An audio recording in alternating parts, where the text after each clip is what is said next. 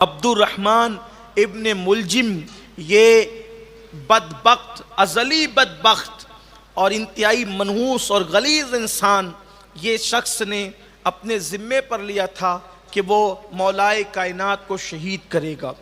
اس نے زہر میں خنجر بجھایا اور زہر میں خنجر بجھا کر وہ کوفہ آیا، اور کوفہ آنے کے بعد جب وہ کوفہ پہنچا تو کوفہ پہنچ کر اس بدبخت نے جو ہے وہ دیکھا کہ ایک عورت کے گانے کی آواز آ رہی ہے، خوبصورت آواز ہے گانے کی۔ جب وہ اس آواز کی طرف بڑھا تو دیکھا کہ آواز سے زیادہ خوبصورت عورت کا چہرہ ہے، تو اس عورت کو کے متعلق اس نے کہا کہ میں تیرے ساتھ نکاح کرنا چاہتا ہوں۔ اس عورت کا تعلق بھی خارجیت سے تھا۔ اس بدبخت نے کہا کہ میں تیرے ساتھ نکاح تو کر لوں گی، لیکن میں جو ہے وہ جو مہر کی شرط رکھوں گی شاید وہ مہر ادا کرنا تیرے بس میں نہیں ہے۔ اور اس عورت نے جس کا نام قطام تھا، اس بدبخت کو نے جب کہا کہ تو میرا مہر ادا نہیں کر سکے گا، تو اس نے تیخ میں آ کر کے کہا کہ میں قسم کھاتا ہوں تو جو مہر کہے گی ادا کروں گا۔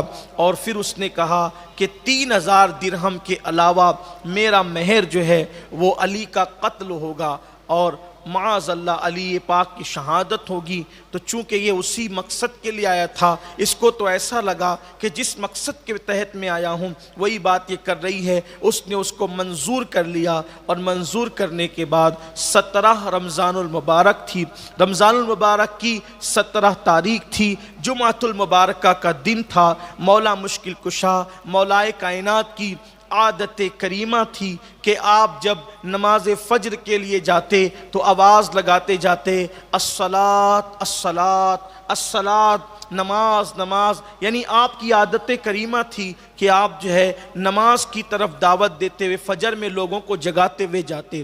اس سے یہاں یہ بات آپ کو بتا دوں، علی والوں، اہل بیت سے محبت کرنے والوں، صحابہ کرام کا احترام کرنے والوں، خود بھی فجر میں اٹھو اور نماز فجر میں لوگوں کو اٹھایا کرو۔ یہ ہمارے بزرگوں کا طریقہ ہے، یہ ہمارے اسلاف کا طریقہ ہے۔ اور یہ بات بھی آپ کو بتا دوں، یہ جو گانے، میوزک آج ہم جس میں اپنا پورا وقت برباد کرتے ہیں اور پورا وقت ضائع کرتے ہیں، سوچو کہ اللہ اکبر، یہ عبد الرحمن ابن ملجم جیسا بدبخت، یہ شقی، یہ شخص جس نے ایک عورت کے مہر کے متعلق یہ جو بات طے کی تھی، آخر اس عورت تک لے جانے والی جو چیز تھی وہ گانا ہی تھا۔ اس لیے گانے سے بھی توبہ کرو اور میوزک سے بھی توبہ کرو، اور اپنی زندگی کو ایک بامقصد زندگی بناؤ۔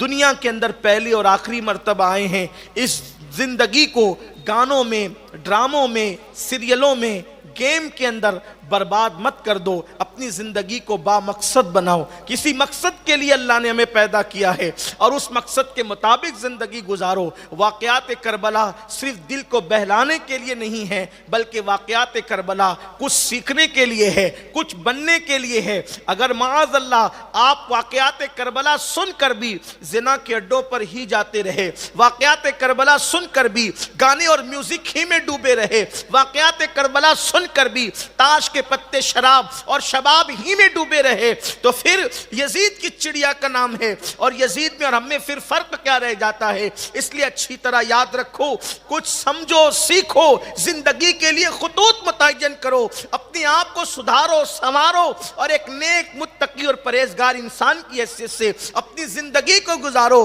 یہ نہیں کہ مسجدوں کو ویران ہم کر دیں، ہمارے گھر کی خواتین بے پردہ گھومیں اور ہمیں کوئی احساس بھی نہ ہو۔ یقیناً ہمیں اپنی زندگی کو بدلنا ہوگا۔ کربلا کا پیغام بھی ساتھ ساتھ ہمارے لیے یہ ہے، اور عبرت کا نشان ہمارے لیے یہ ہے کہ ہم اس پر اپنی زندگیوں کو تبدیل کریں۔ تو میرے آقا صلی اللہ علیہ وسلم کے دیوانوں، عبد الرحمن ابن ملجم یہ بدبخت نے مولا مشکل کشا کے لیے جو ہے وہ خنجر بجھایا اور یہ انتظار کرنے لگا۔ مولا پاک 17 رمضان المبارک کو اپنی شہزادی سیدہ زینب کبریٰ سلام اللہ علیہا کو فرماتے ہیں، اور اپنے بڑے شہزادے امام حسن پاک کو، کہ ایسا لگتا ہے کہ اب میری شہادت کے دن قریب آ گئے۔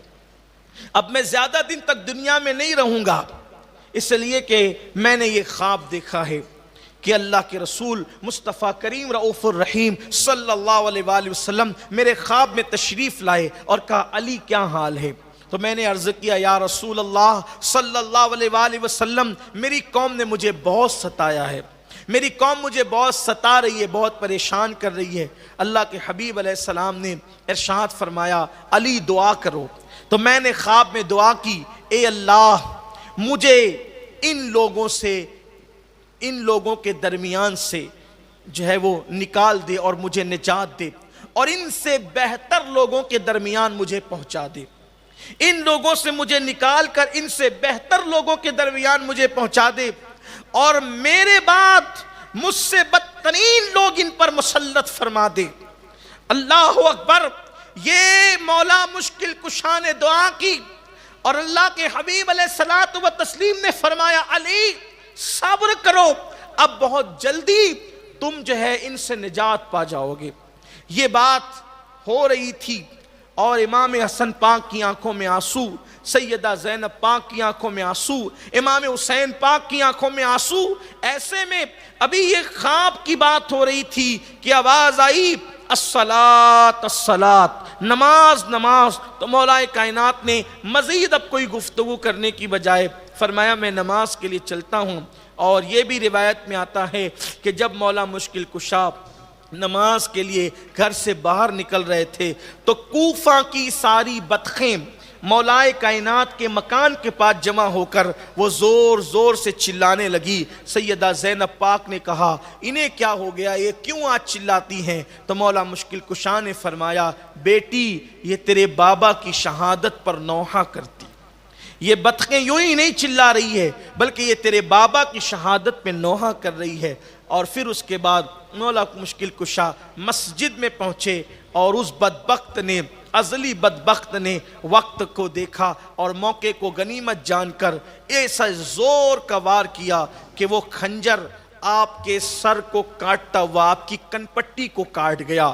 اور پھر چونکہ مسجد میں نماز کا وقت تھا، لوگ موجود تھے، رمضان المبارک میں تو اس غفلت کے دور میں بھی مسجد بھری ہوتی ہے، وہ دور تو بہرحال مولا کائنات کی خلافت کا دور تھا، لوگ مسجد میں موجود تھے۔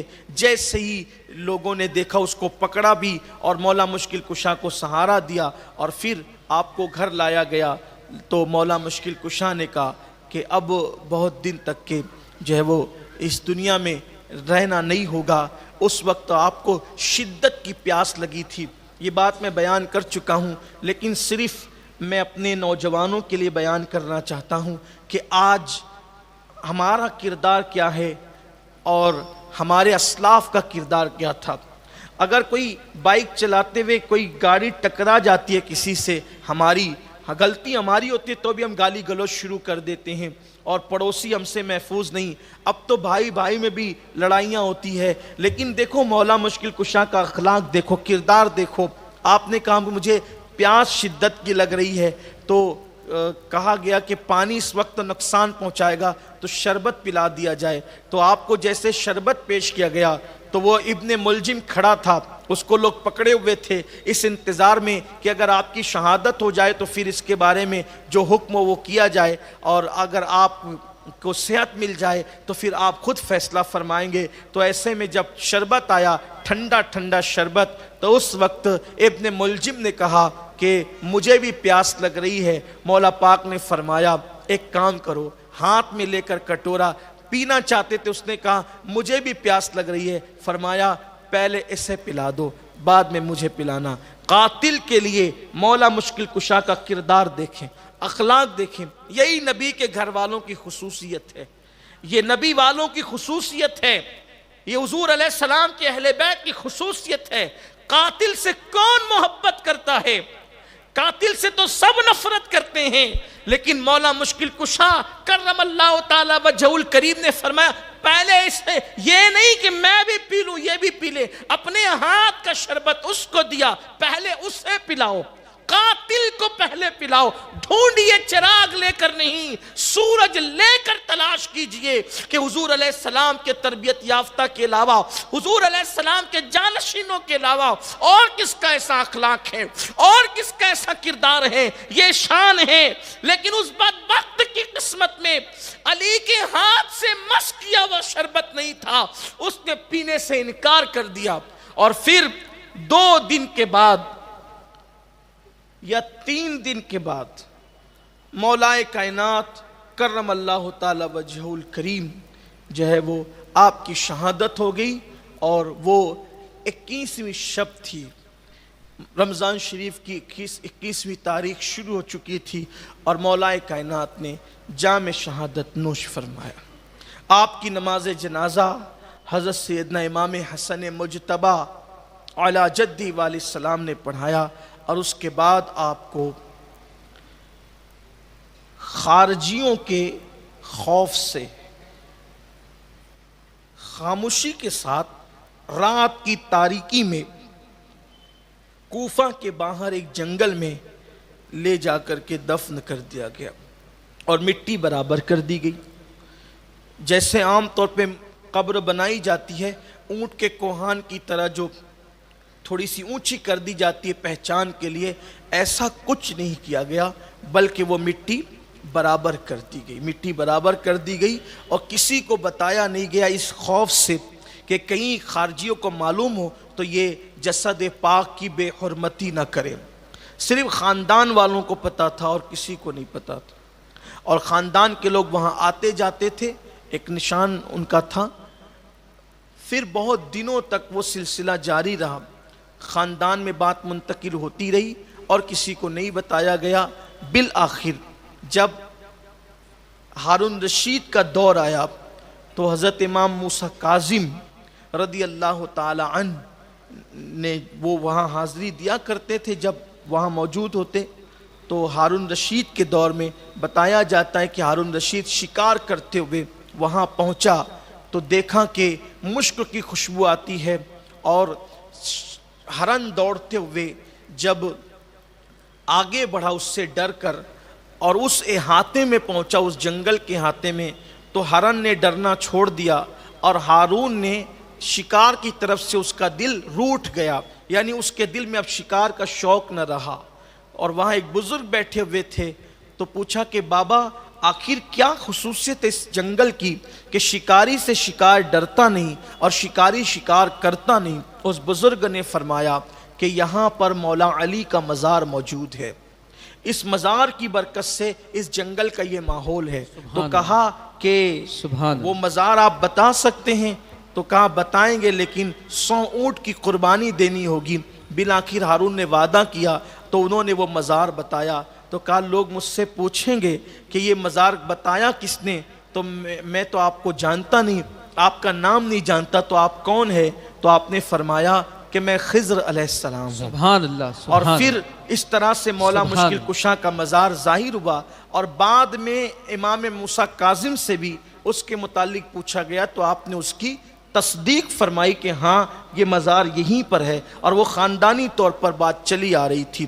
اور بھی روایتیں ہیں, دیکھیے روایتیں بہت سی ہے, پڑھی بھی جاتی ہے, لکھی بھی جاتی ہے, لیکن مشہور جو بات ہے اور جو بات جمہور کے نزدیک ہے وہ یہی ہے کہ مولا مشکل کشا کا مزار مقدس نجف اشرف میں ہے, جہاں پر ہم حاضری دیتے ہیں. اور یہ بات کتنی خوبصورت ہے کہ ہم اجمیر کو شریف کہتے ہیں, بغداد کو شریف کہتے ہیں, کہ چوچھا کو شریف کہتے ہیں, مہریرہ کو شریف کہتے ہیں. اسی طریقے سے جتنے بزرگان دین کے مزارات جہاں ہیں, ہر مزار والے شہر کو کیا کہتے ہیں؟ شریف کہتے ہیں. لیکن نجف کو شریف نہیں کہتے, بلکہ نجف کو اشرف کہتے ہیں. سبحان اللہ, سبحان اللہ. نجف کو تفصیل کے ساتھ سب شریف ہیں, اس لیے کہ سب اولیاء کے شہر ہیں, اور نجف شریف نہیں بلکہ اشرف ہے کہ یہ سید الاولیاء کا شہر. سبحان اللہ, سبحان اللہ, سبحان اللہ. اور ہر شہر پہلے بسا ہے, مزار بعد میں بنا ہے. یہ نجف اشرف کی خصوصیت ہے کہ پہلے وہاں مزار بنا ہے, اس کے بعد علی پاک کے مزار کے صدقے میں شہر بسا.